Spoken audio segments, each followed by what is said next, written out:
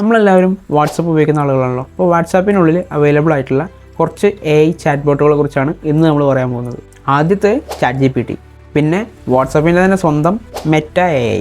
ഇനി ചിലപ്പോൾ ബിസിനസ് വാട്സപ്പാണ് നിങ്ങൾ ഉപയോഗിക്കുന്നതെന്നുണ്ടെങ്കിൽ അവിടെ ബിസിനസ് അസിസ്റ്റൻ്റ് എന്നായിരിക്കും ചിലപ്പോൾ പേര് കാണിക്കുന്നുണ്ടാവുക. അടുത്തത് മൈക്രോസോഫ്റ്റിൻ്റെ സ്വന്തം കോപ്പൈലറ്റ്, പിന്നെ പെർപ്ലക്സിറ്റിയുടെ സ്വന്തം ചാറ്റ് ബോട്ടുണ്ട്. ഇതുകൂടാതെ സ്മൂസ് AI, mobile GPT, Lucia, Guide Geek, August AI, ഹേപ്പാറ്റ് AI, Dola AI, Wiz AI, ട്രൂഓറ ജീനി AI, ജിന്നി AI, YouChatByYou.com.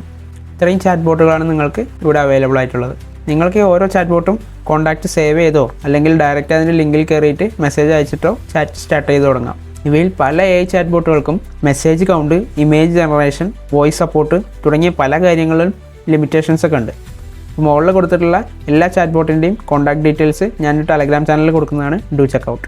നിങ്ങൾ ഇനിയൊരു ബിസിനസ് API യൂസർ ആണെന്നുണ്ടെങ്കിൽ ഇനി പറയുന്ന AI ചാറ്റ് ബോട്ടുകൾ നിങ്ങൾക്ക് നിങ്ങളുടെ ബിസിനസ് API ആയിട്ട് ഇൻ്റഗ്രേറ്റ് ചെയ്യാവുന്നതാണ്. Joyce AI, Hello AI, MessageBird, Interakt, Fastbots, SendBird AI agent തുടങ്ങിയവയാണ് അതൊക്കെ.